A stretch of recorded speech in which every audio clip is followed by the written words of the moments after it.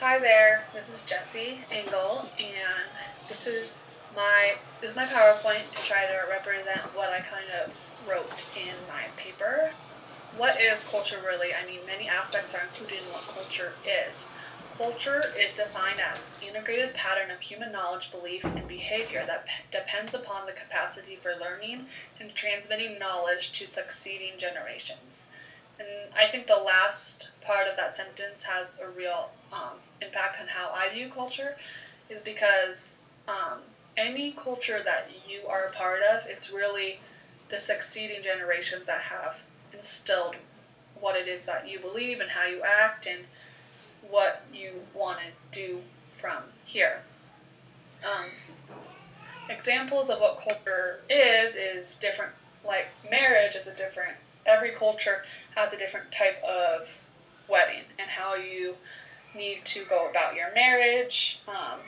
There's arranged marriages. There's marriages that there's courthouse marriages. There's any type of marriage that you can think of. And America, we obviously have the traditional marriage that's most used, I'm sure, but this could be totally different than what anyone else in the world in different cultures do for their marriages. Dance is different in each culture.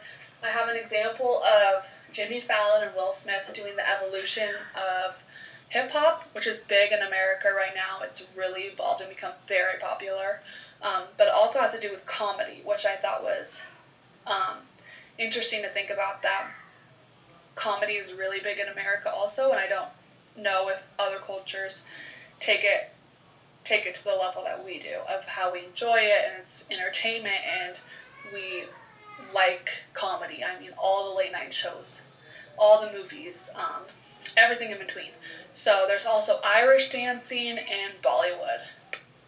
Technology has a huge impact on culture, obviously, most any cultures, but there are unfortunately some cultures that are unable to have the technological advantages as some other ones, and you can really be left behind if you aren't able to access that. It's a huge part of business, interacting, of intercultural communication, of what we've been learning this whole quarter, has a huge evolution now that technology is around. We have gender culture that is different from each country to each region to everything in between, to each family really. And it can do with religion, which is later on in this slide. Religious beliefs have a lot to do with the gender role as well. The state of being male or female is typically used for biological reasons, but we use it for a lot more than just biological reasons. We use it for if you can work or not, who cooks, who cleans, who changes the oil in the car, who does the grocery shopping. So that is really how culture has affected the gender. Race, we all have different races and ethnic backgrounds, and that can really affect who you interact with, how you dress, what kind of music you like, where you go to school. Has a lot to do with the type of culture you relate to. And religion, like I talked about, there's just tons of different religions that have a big impact on the culture and who you surround yourself with and who you marry. And actually, it all goes kind of back to religion. If you are a religious person, can really impact every single type of culture that you are. This is a picture of my family. This is a different type of culture. Everyone has a different type of family. Tons of kids, one mom, one dad, adoptive, and you live with your aunt and uncle, two moms, everything is in between, and everyone has a different type of family.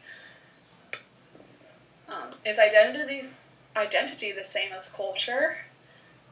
It has a lot of the same aspects like gender, religious, class identity, national, regional, but it has a more impact of just who you are, not just what a culture is. A culture can be so many types, so many people, but your identity is really who you as an individual is.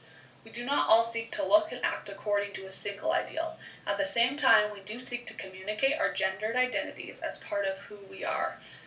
And I think I'm talking more about gender identities in this is because of the news lately about the Bruce Jenner news story, and it's really changed the culture of America.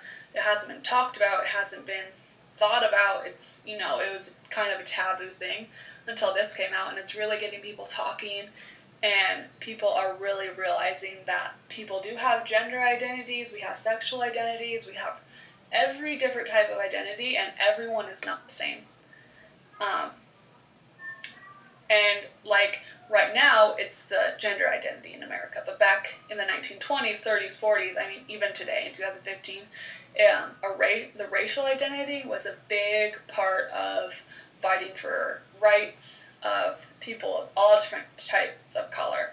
So that was an example of back in history of what was big and what people were fighting for. And today we're really seeing more of like a gender, but of course a racial identity is still prevalent today. You're not just one identity. Your identities are dynamic, and they haven't stayed the same. Like I was talking about earlier, how they change and they keep changing, and the ideals of each identity is evolving and will keep changing probably. Different cultures have different ideas of what identity should be as well. Here in America even, women are looked to, go to college more often and go get jobs and not just stay at home and be a homemaker. They're able to, and it's not looked down upon at all. It's changed so much from even back in the 1940s to now. So this is a civil rights activist, and he's talking about how having a racial identity is really important. You can read the quote there. And here's a picture of the Bruce Jenner, Caitlyn Jenner identity and how it's made a big impact on America. We all have different primary cultures and identities that we relate to. Mine is the national identity. That's something that when I was asked to do in the paper that I really related to, and that was the first thing that popped up to me. I find it kind of difficult to relate to the racial or the ethnic identity, really, and I know a lot of people can, and I wish I could, but it's a little more of, I guess, a national identity that I find more than a racial and then an ethnic identity I can't really relate to. And it was telling us in the text what it is to be American. You have freedom, you have entertainment, you have sports, is what a lot of people answered. But and that's true. I think that is part of America, and that might sound dull, and that might sound not what an American should like or relate to, but is something that we enjoy and we're able to enjoy, and that we've become good at: sports, entertainment, and then the freedoms that we are blessed with. But I also personally have a relation to the national identity because my husband is in the military, so I saw and I see firsthand what it is to maybe sacrifice for protection of this country or protecting others in other countries. I see that people are lost and families lose their loved ones, and so that has a lot to do with my national identity. But of course, we're not just one identity. We're multiple. We're all of them, but ones we relate to more. Because we belong to various groups, we develop multiple identities that come into play at different times depending on the context. And that's really true because it depends on who you're interacting with, where you are, is how really your identities come out and show what kind of identity and culture you have developed as a person. Cold cultures are cultures in which are not the dominant group. I had a difficult time kind of with this one, but I did find that my gender and my age is a cold culture that I can relate to. Gender being that I am a female, so no matter if I get the same degree as a male, I'll still be making 75 cents to $1 that the man is making. So that is an inequality that I found it as a culture. And also being a young mom and being in church groups or play groups or any type of other group that you interact with moms that are stay at home just like I am, they're mostly older, and so they don't take me as seriously as, say, their friend that is the same age as them staying at home. So I found that as a cool culture that's an inequality too, I guess. As people, we communicate and we use language. That's how we talk to people, let them know how we're feeling, let them know, we learn from people that way. We do everything through communication and language. So my primary language has had a great impact on who I am and who I interact with, really. It's not great, but I am English speaking primarily, and that's all I know. So that's only who I interact with. And so I found, though, moving to San Diego, it was a culture shock. I only was around Spanish-speaking people, primarily. They're the dominant group down there. So coming from Spokane, Washington, where everyone speaks English, really, to San Diego, where everyone speaks Spanish, it was a big change and opened my eyes to how different every region is, even in America.